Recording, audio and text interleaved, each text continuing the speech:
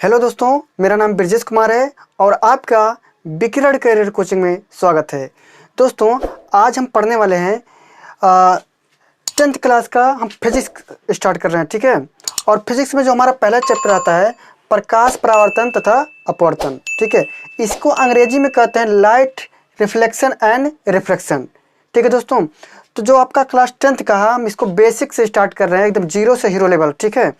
तो इसमें कोई भी चीज़ छूटेगा नहीं, हम एकदम थ्योरी से लेकर न्यूमेरिकल और जितना भी डेरिवेशन है सबको कंप्लीट कराएंगे, ठीक है। इस चैनल पर आपको कहीं भी कोचिंग करने की ज़रूरत नहीं है, आप इस चैनल को देखते रहिए। इसमें जितने भी थ्योरी लिखाए जाएंगे, जिसमें जितने भी न्यूमेरिकल हैं और जितने भी डेरिवेशन है, सबको कंप्लीट तरीके से समझाया जाएगा और लिखाया भी जाएगा, ठीक है दोस्तों। कोई भी चीज़ इसमें से छूटेगा नहीं, आपको कहीं और जाने की ज़रूरत भी नहीं है। अगर आपका मान लीजिए स्कूल में पढ़ रहे हैं और उसमें से सभी क्वेश्चन नहीं लगवाया जा रहा है, जो भी क्वेश्चन जो भी प्रॉब्लम बचता है इस चैनल पर आपको सॉल्व किया जाएगा, ठीक है। तो जितने भी आपको चीज़ चाहिए मटेरियल पढ़ने के लिए, आपको सब इस चैनल पर उपलब्ध कराया जाएगा, ठीक दोस्तों। तो इस चैनल पर हम देखिए मैथ भी पढ़ाएंगे, साइंस भी पढ़ाएंगे, ठीक है। बाकी जितने भी चीज़ें हैं कंपटीशन लेवल का भी हम इसमें तैयारी करवाएंगे, ठीक दोस्तों। तो आप इस चैनल से जुड़े रहिए और बाकी हमारे साथ लगे रहिए। आज हम जो है पहला चैप्टर हमारा है फिजिक्स का कि प्रकाश का परावर्तन एवं अपवर्तन। इसको हम ऐसे भी बोल सकते हैं प्रकाश परावर्तन तथा अपवर्तन, अंग्रेजी में light of reflection and refraction. और इस चैप्टर नंबर 1 है और क्लास 10th है फिजिक्स, एनसीईआरटी पैटर्न का दोस्तों, पूरा एनसीईआरटी लेवल का पढ़ाएंगे। देखिए दोस्तों, सबसे पहले इस चैप्टर में आया है प्रकाश का परावर्तन तथा अपवर्तन। तो सबसे पहले हमको ये जानना है दोस्तों कि प्रकाश होता क्या है। आखिर प्रकाश होता क्या है, उसके बाद अगर हम प्रकाश जब जान जाएंगे तब समझेंगे कि प्रकाश का परावर्तन कैसे होता है और अपवर्तन कैसे होता है, ठीक दोस्तों। तो सबसे पहले प्रकाश देखिए क्या होता है। प्रकाश क्या होता है? प्रकाश एक ऊर्जा है, ठीक है। प्रकाश एक ऊर्जा है जो हमको वस्तुओं को देखने के योग्य बनाता है, या फिर ऐसे बोल सकते हैं प्रकाश ऊर्जा का एक सामान्य रूप है जो वस्तुओं को देखने के योग्य बनाता है। समझा दोस्तों। या फिर इसका गुण भी होता है, आप कह सकते हैं प्रकाश एक विद्युत चुंबकीय तरंग के रूप में चलता है। किस रूप में चलता है? प्रकाश एक विद्युत चुंबकीय तरंग के रूप में चलता है। तो देखिए दोस्तों, इसका हम परिभाषा जो है उसको लिख दे रहे हैं, ठीक है। अगर दोस्तों देखिए, कल्पना करिए अगर प्रकाश नहीं होता तो आप क्या किसी वस्तु को देख पाते? अगर प्रकाश नहीं होता तो सभी चीज़ों को हम देख नहीं पाते, कुछ भी नहीं देख पाते, सब टोटल चीज़ ब्लैक दिखता, ठीक है। प्रकाश है, इसी की वजह से हम किसी वस्तु को देख पाते हैं। अब कैसे देख पाते हैं इसके लिए हम देखते हैं। जैसे मान लीजिए कोई वस्तु है, यहाँ पर एक मान लीजिए फुटबॉल है। इस फुटबॉल को हमको देखना है तो हमको डायरेक्ट से थोड़ी दिख जाता है कि हाँ फुटबॉल है, तो ऐसे तुरंत थोड़ी दिख जाता है। देखने के लिए सबसे पहले जो प्रकाश है, प्रकाश इस फुटबॉल पे पड़ता है, उसके बाद इस प्रकाश को यहाँ से टकराने के बाद ये हमारे आँखों पे पड़ता है। कहाँ पड़ता है दोस्तों? हमारे आँखों पे पड़ता है। जब हमारे आँखों पे पड़ता है तब हम इस वस्तु को देख पाते हैं। अगर यह वस्तु से यहाँ पे टकराता है, टकराने के बाद में जिसका परावर्तन हो जाता है, तो परावर्तन होने के बाद हमारे आँखों पे पहुँचता है, जिसके कारण हम वस्तु को देख पाते हैं, ठीक दोस्तों। यानी रिफ्लेक्शन होना ज़रूरी है। जब प्रकाश किसी वस्तु से टकरा कर हमारी आँखों पे पड़ता है तब वह वस्तु हमको दिखाई देता है। आप कल्पना करिए कि आप कमरे में हैं और चारों तरफ से खिड़की सब बंद कर दिया जाए, एकदम अंधेरा, जैसे रात का समय होता है। उस टाइम पर अगर खिड़की सब बंद कर दिया जाए तो आप देखने का प्रयास करिए। लाइट नहीं है तो आप देखने का प्रयास करेंगे, सब कुछ एकदम ब्लैक दिखेगा। आप जितना भी प्रयास करना चाहेंगे आपको बिल्कुल दिखाई नहीं देगा, कितना भी प्रयास कर लीजिए, ठीक है दोस्तों। तो देखते हैं अब प्रकाश का परिभाषा हम लिखते हैं। अब हम देखते हैं यहाँ पे परिभाषा इसका। हम बताए हैं प्रकाश ऊर्जा का एक सामान्य रूप है, यह वस्तुओं को देखने के योग्य बनाता है। अगर प्रकाश नहीं रहेगा दोस्तों तो हम किसी भी वस्तु को देख नहीं पाएंगे, ठीक है। इसीलिए प्रकाश होना जरूरी है। यहाँ पे लिखा गया परिभाषा, प्रकाश ऊर्जा का एक सामान्य रूप है जो हमको वस्तुओं को देखने के योग्य बनाता है। अब दूसरा परिभाषा देखिए दोस्तों, इसका गुण है प्रकाश का कि प्रकाश एक ऊर्जा है, यह विद्युत चुंबकीय तरंग के रूप में चलता है, मतलब इस प्रकार से चलता है, ठीक है। तो प्रकाश ऊर्जा का एक सामान्य रूप है, या फिर कह सकते हैं प्रकाश एक ऊर्जा है जो विद्युत चुंबकीय तरंग के रूप में चलता है, ठीक दोस्तों। अब देखेंगे हम प्रकाश ये जो प्रकाश है इसका अध्ययन किस में करते हैं? तो प्रकाश का अध्ययन दोस्तों देखिए, विज्ञान की वह शाखा जिसमें प्रकाश ऊर्जा यानी प्रकाशमितीय ऊर्जा का हम अध्ययन किया जाता है, करते हैं, या प्रकाशमितीय ऊर्जा को मापते हैं, प्रकाशमिति कहलाती है। यानी विज्ञान की वह शाखा जिसमें हम प्रकाश ऊर्जा को मापते हैं या प्रकाशमितीय ऊर्जा को मापते हैं, क्या कहलाता है? प्रकाशमितीय ऊर्जा कहलाता है या प्रकाशमिति कहलाता है। ठीक है दोस्तों, आपको बात समझ में आया होगा। अगर कोई भी डाउट हो तो आप इसको स्क्रीनशॉट कर लीजिए और अपना नोट तैयार कर लीजिए दोस्तों। ठीक है, पूरा डिटेल पढ़ाया जाएगा, कुछ भी छूटेगा नहीं। ठीक है दोस्तों, एकदम कंप्लीट जीरो से हीरो जितना भी आता है, न्यूमेरिकल, डेरिवेशन या फिर थ्योरी जितना भी है, सब इस पर कंप्लीट कराया जाएगा। आप इसको कॉपी करिए। ठीक है दोस्तों, अब हम समझेंगे प्रकाश की चाल कैसी होती है। दोस्तों, जो प्रकाश होता है इसका चाल विभिन्न माध्यम में अलग अलग होता है। जैसा इसका माध्यम मिलेगा उसका स्पीड जो है यानी चाल हमेशा बदलता रहता है। अगर आप इसमें निर्वात में प्रकाश को गुजारेंगे तो इसका स्पीड कुछ दूसरा होगा। पानी में अगर लेकर जाएंगे प्रकाश को, उसका स्पीड दूसरा होगा, और कांच में अगर लेकर जाएंगे तो उसका स्पीड दूसरा होगा। यानी प्रकाश को माध्यम चाहिए, जैसा माध्यम आप उसको देंगे उसी के हिसाब से अपना वह स्पीड को बदलता रहता है। तो देखिए दोस्तों, इधर हम लिख दिए हैं माध्यम और इधर लिख दिए हैं प्रकाश की चाल। तो अगर आप निर्वात की बात करें, निर्वात मतलब हवा में, या फिर निर्वात इसको भी कहा जाता है जहाँ पे कोई वायु ना हो। ठीक है, उसको भी निर्वात कहा जाता है। और निर्वात में और वायु में दोनों जगह पे प्रकाश का जो चाल होता है स्पीड, वो होता है 3 × 10⁸ मीटर प्रति सेकंड। यानी जो इसकी चाल है मीटर पर सेकंड में 3 × 10⁸ मीटर प्रति सेकंड होता है। कहाँ पे? निर्वात में दोस्तों। ठीक है, अब बात करें पानी की, तो दोस्तों पानी में कैसे चलता है? पानी में 2.25 × 10⁸ मीटर प्रति सेकंड के स्पीड से दोस्तों चलता है पानी में। अब देखिए दोस्तों, यहाँ जो निर्वात की बात थी, निर्वात में सबसे ज़्यादा चल रहा था, 3 × 10⁸ मीटर प्रति सेकंड के स्पीड से चल रहा था, और यहाँ पे देखिए कम हो गया। ठीक है, यहाँ पे कितना हो गया? 0.75 कम हो गया। ठीक है, तो यहाँ पे देखिए 3 × 10⁸ मीटर के स्पीड से चल रहा था, यहाँ पे 2.25 × 10⁸ मीटर प्रति सेकंड के स्पीड से चल रहा है, यानी यहाँ से कम हो गया। फिर आगे देखेंगे दोस्तों, तारपीन का तेल, अगर तारपीन का तेल है दोस्तों उसमें 2.04 × 10⁸ मीटर प्रति सेकंड के स्पीड से चलेगा। यानी तुलनात्मक रूप से पानी से थोड़ा सा कम यहाँ पे आ गया, यानी पानी से कम चलता है किसमें? तारपीन के तेल में। अब इसमें देखें, जो कांच होता है यानी जो ग्लास होता है, उसमें आप देखेंगे प्रकाश की चाल 2 × 10⁸ मीटर प्रति सेकंड के स्पीड से चलेगा। तुलनात्मक रूप से यहाँ भी इसका स्पीड कम हो गया कांच में। रॉक सॉल्ट में और देखिए नायलॉन, दोनों में प्रकाश की चाल कितना होता है? 1.96 × 10⁸ मीटर प्रति सेकंड। यानी यहाँ दोनों पर आप देखेंगे दोस्तों इसका स्पीड सबसे कम है। इन लोगों की तुलना में यहाँ पे स्पीड सबसे कम है। मतलब निर्वात में सबसे अधिक प्रकाश की चाल कहाँ पे चलती है? निर्वात में। उससे कम चलता है पानी में, उससे कम चलता है तेल में, उससे कम चलता है कांच में, और रॉक सॉल्ट और नायलॉन दोनों में प्रकाश की चाल समान होती है दोस्तों। ठीक है दोस्तों, यहाँ पे देखेंगे प्रकाश की चाल को लिखा गया है, और ये आपके एग्जाम में भी पूछता है, 1 नंबर में ऑप्शन में पूछता है कि प्रकाश की चाल कैसा होता है। न्यूमेरिकल भी लगाएंगे तब भी ये चीज़ आता है दोस्तों, तो इसको आप इग्नोर मत करिएगा, इनको याद कर लीजिएगा, क्योंकि न्यूमेरिकल आता है। यहाँ 10th में नहीं मिलेंगे तो 12th में जाके मिल जाएगा, वैसे मिलेगा यहाँ पे 10th में भी मिलेगा। तो इनसे बच के जाइएगा नहीं, बड़ा खतरनाक चीज़ है ये। ठीक है, याद करके आना, और जब याद करेंगे दोस्तों तो जितने भी न्यूमेरिकल हैं मुस्कुराते हुए सॉल्व हो जाएंगे। ठीक दोस्तों, अब चलते हैं हम ये देख रहे हैं कि भाई प्रकाश के बारे में समझ गए कि प्रकाश क्या होता है। प्रकाश ऊर्जा का एक सामान्य रूप है जो विद्युत चुम्बकीय रूप में चलता है, या फिर प्रकाश एक ऊर्जा है जो हमको वस्तुओं को देखने के योग्य बनाता है।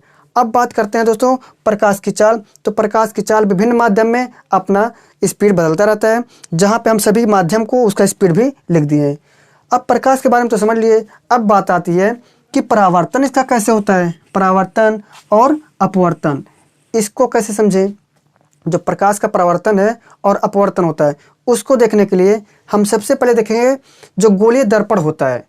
गोलीय दर्पण से कैसे प्रकाश का परावर्तन होता है उसके बारे में समझेंगे कि गोलीय दर्पण क्या होता है।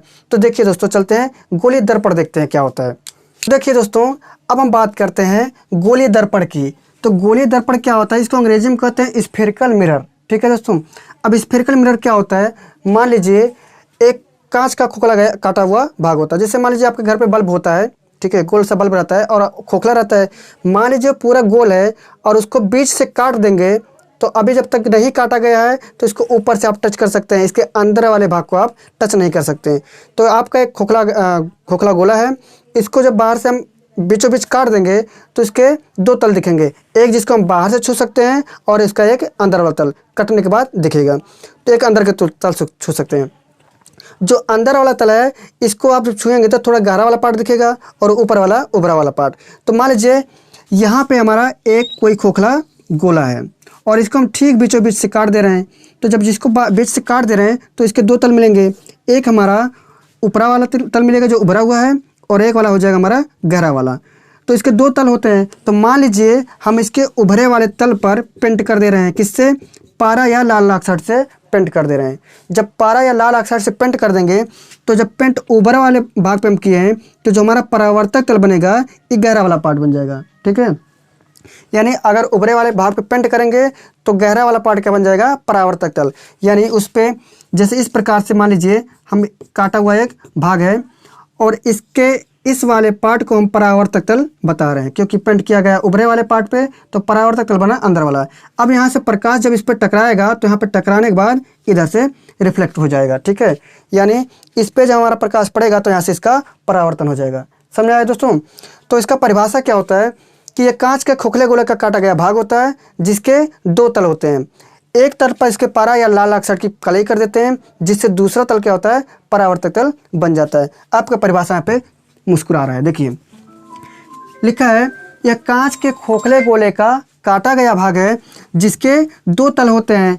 एक तल पर पारा या लाल ऑक्साइड की कलई कर दी जाती है, मतलब पेंट कर दी जाती है, जिससे दूसरा तल क्या बन जाता है दोस्तों, दूसरा तल आपका परावर्तक तल बन जाता है। ठीक दोस्तों, तो आपको पूरा चीज़ समझ में आया गया होगा। जैसे आपके घर में या आपके कहीं पे भी एक खोखला गोला है, किसका है, कांच का है। तो जब उसको बीच से काट देते हैं दोस्तों तो उसका एक तल हमारा उभरा वाला मिलेगा, दूसरा तल गहरा वाला मिलेगा। अगर हम दोनों में से चाहे उभरे वाले पे चाहे गहरे वाले पे जब पेंट कर देंगे तो उसका दूसरा जो तल बनेगा हमारा वो क्या बनेगा, परावर्तक तल। जैसे मान लीजिए हम अभी उभरे वाले पार्ट पे पेंट किए हैं तो हमारा एक गहरा वाला पार्ट क्या बना है, परावर्तक तल। इसी प्रकार से अगर हम गहरे वाले भाग पर पेंट कर देंगे तो दोस्तों जो परावर्तक तल बनेगा वो हमारा बनेगा उभरा वाला। यानी जो ऊपरा वाला भाग है ये क्या बन रहा है, परावर्तक तल बन रहा है। ठीक दोस्तों, अब चलते हैं दोस्तों, देखते हैं कि हमारा उत्तल दर्पण कैसे बनता है और अवतल दर्पण कैसे बनता है। ठीक है दोस्तों, अब हमारा उत्तल दर्पण कैसे बनता है, अवतल दर्पण कैसे बनता है, इसके बारे में हम देखते हैं आगे। ठीक है, देखिए दोस्तों, अब बात आती है कि जो गोलीय दर्पण होते हैं कितने प्रकार के होते हैं। तो गोलीय दर्पण दोस्तों दो प्रकार के होते हैं, जिसमें से एक हमारा हो जाता है उत्तल दर्पण जिसको हम बोलते हैं कॉन्वेक्स मिरर, और एक हो जाता है अवतल दर्पण जिसको बोलते हैं अंग्रेजी में कॉनकेव मिरर। तो दोस्तों अवतल दर्पण उत्तल दर्पण क्या होते हैं, तो उत्तल दर्पण कैसे बनता है, अवतल दर्पण कैसे बनता है, इसके बारे में हम परिभाषा पे लिख दिए हैं और अभी हम बताएंगे कैसे बनता है। ठीक है दोस्तों, देखिए उत्तल दर्पण जो होते हैं इसको अंग्रेजी में बोलते हैं कॉन्वेक्स मिरर, और इनका परिभाषा है ऐसा गोलीय दर्पण जिसका परावर्तक तल उभरा होता है, अर्थात जो प्रकाश का परावर्तन होता है वो होता है उभरे भाग से। ठीक है, प्रकाश का परावर्तन कहाँ से होता है दोस्तों, उभरे भाग से होता है। तो जैसे देखिए दोस्तों लिखा है ऐसा गोलीय दर्पण जिसका परावर्तक तल उभरा होता है। तो परावर्तक तल उभरा कैसे बनता है, जब हम उसके गहरे वाले भाग पे पेंट करेंगे। जब गहरे वाले भाग पे पेंट करेंगे तो परावर्तक तल हमारा उभरा वाला बनेगा। ठीक है दोस्तों, देखिए जैसे मान लीजिए ये आपका है गोलीय दर्पण, एक खोखले गोले का काटा गया भाग है। तो जब खोखले गोले का काटा गया भाग है, अच्छा यहाँ पे हम M1 लिखते हैं और यहाँ पे M2। M1 M2 क्या होता है, इसको द्वारक कहते हैं दोस्तों, आगे हम पढ़ाएंगे इसको। तो इसके मान लीजिए एक वाला भाग इधर गहरे वाला हो गया और एक हो गया उभरा हुआ। तो अगर हम इसके उभरे वाले भाग पे पेंट कर दे रहे हैं तब तो गहरे वाला पार्ट बन जाएगा हमारा परावर्तक तल। हम इसके करते हैं गहरे वाले भाग पे। जब गहरे वाले भाग पे हम पेंट कर देंगे पारा या लाल ऑक्साइड से तो जो परावर्तक तल बनेगा ये हमारा उभरा वाला तल बनेगा, परावर्तक तल। तो ये बन गया परावर्तक तल। जब हम गहरे वाले भाग पे पेंट करेंगे पारा या लाल ऑक्साइड से, तो जो उभरा वाला तल है ये हमारा बन जाएगा परावर्तक तल। तो इस कंडीशन में हमारा जब परावर्तक तल उभरे वाले भाग से बन रहा है तो इसको हम बोलेंगे उत्तल दर्पण। ठीक दोस्तों, इसको क्या बोलेंगे? उत्तल दर्पण बोलेंगे। ठीक दोस्तों, इसी प्रकार से ऐसे गोलीय दर्पण, अवतल बारे में क्या देखिए, अवतल दर्पण क्या होता है? ऐसे गोलीय दर्पण जिसका परावर्तक तल दबा हुआ होता है, अर्थात जो प्रकाश का परावर्तन हो रहा है वो कहाँ से होगा? दबे हुए भाग से होगा दोस्तों।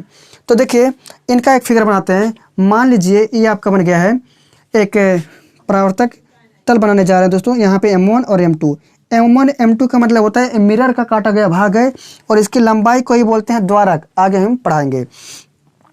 इसमें बताया गया है कि ऐसा गोलीय दर्पण जिसका परावर्तक तल दबा हुआ होता है। तो परावर्तक तल दबा कब बनेगा? जब इसके हम उभरे वाले भाग पे पेंट कर देंगे पारा या लाल ऑक्साइड से। ठीक दोस्तों, जब पारा या लाल ऑक्साइड का पेंट कहाँ करेंगे? उभरे वाले भाग पे, तो जो परावर्तक तल बनेगा ये दबा हुआ वाला भाग बन जाएगा। तो इसको हम क्या बोल रहे हैं? परावर्तक तल। तो जब परावर्तक तल दबा हुआ बना तो इसको हम बोलेंगे अवतल दर्पण। क्या बोलेंगे दोस्तों? अवतल दर्पण। ठीक है दोस्तों, आपको पूरा क्लियर समझ में आया होगा। ठीक है दोस्तों, देखिए फिर से हम इसको एक बार रिवीजन कर दे रहे हैं। ऐसा गोलीय दर्पण जिसका परावर्तक तल उभरा हुआ होता है, अर्थात जो प्रकाश का परावर्तन हमारा होने वाला है। देखिए यहाँ पे प्रकाश आ रहा है। मान लीजिए प्रकाश इधर से आया और इधर चला गया। ठीक है, प्रकाश इधर से आ रहा है और टकराने के बाद यहाँ से उधर चला गया, यानी रिफ्लेक्शन कहाँ से हो रहा है? यहाँ उभरे वाले भाग से। जब प्रकाश का परावर्तन उभरे हुए भाग से होगा तो उसको बोलेंगे हम परावर्तक तल, और हमारा दर्पण कौन सा कहलाएगा?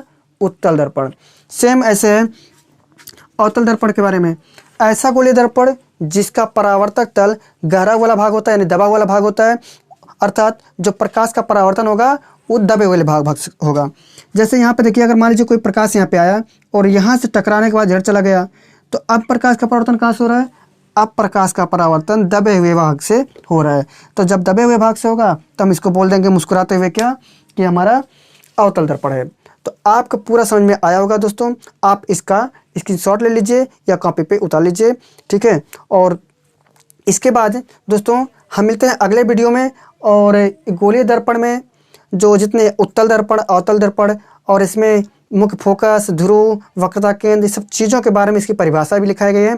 तो इनके बारे में पढ़ेंगे अगले वीडियो में। तब तक दोस्तों हंसते रहिए, मुस्कुराते रहिए। ठीक है, जय हिंद।